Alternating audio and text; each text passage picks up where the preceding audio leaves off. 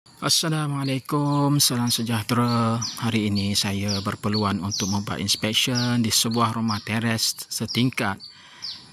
Unit tengah, basic unit di Taman Desa PD Fasa 1 bersebelahan dengan Rantau Port Dickson Negeri Sembilan.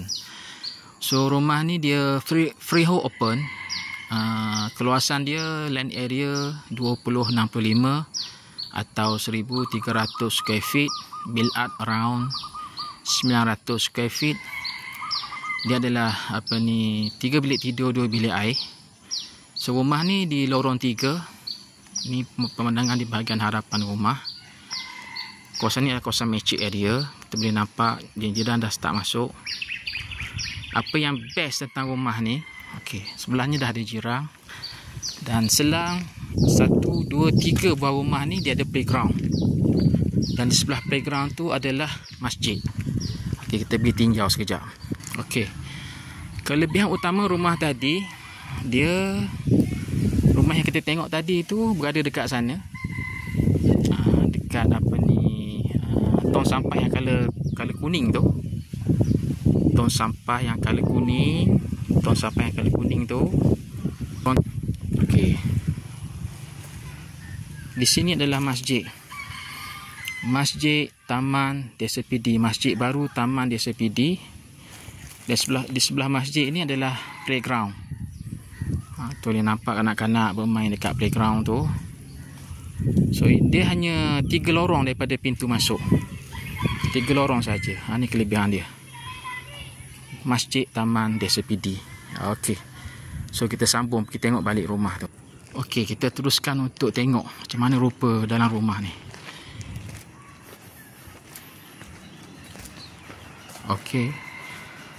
Nombor rumah dia 124. Rumah dah siap dipasang dengan grey. Satu rumah. Ini pemandangan dalam rumah. Rumah ni dah ni bahagian ruang tamu. Dah siap dicat dengan color putih. Lampu dan kipas dah dipasang. Lampu LED. Wiring baru telah dipasang. Ini pemandangan di bahagian ruang tamu depan. Bila kita masuk ruang tamu dia zigzag. Ini adalah bahagian dining nak pergi ke dapur. Dan di sebelah pintu masuk dia ni, pintu masuk utama ni, masuk ada bilik master bedroom. So ini bilik master bedroom. Dan dilengkapi dengan lampu dan kipas. Dan di-attach dengan bilik air. Bilik air ni adalah tandas duduk. Tandas duduk dan lengkap dengan shower. Bekalan airnya telah meter airnya dah masuk, tak ada masalah. So kita tengok bilik-bilik seterusnya. Di sebelah bilik master bedroom ni, bilik tengah ni adalah bilik kedua. Ini bilik kedua. Bilik kedua dah siap tiling. Master bedroom tiling, ruang tamu tiling, bilik kedua tiling, nak pergi ke dapur pun tiling. Semua tiling, dah complete tiling. Tadi pasang tiles. Di sebelah bilik kedua nak pergi ke bilik ketiga ni ada satu tandas duduk. Tandas duduk dah dipasang shower. So tandas ni untuk kegunaan sharing 2 bilik lah. Bilik kedua dan bilik ketiga. Bilik ketiga ni dia lantai dia ni dia semi render biasa. Mungkin pemaju buat bilik ketiga ni seolah macam store. Tapi saiz dia memang boleh muat katil single ataupun katil queen. Dah siap dipasang lampu. Dan dapurnya dia hanya pasang ni direct pemaju punya sinki. So sinki yang basic punya lah. So siapa yang beli rumah ni lebih baik dia tukar kepada tabletop lah. Kita tengok bahagian belakang dia. Tanah dia berapa luas.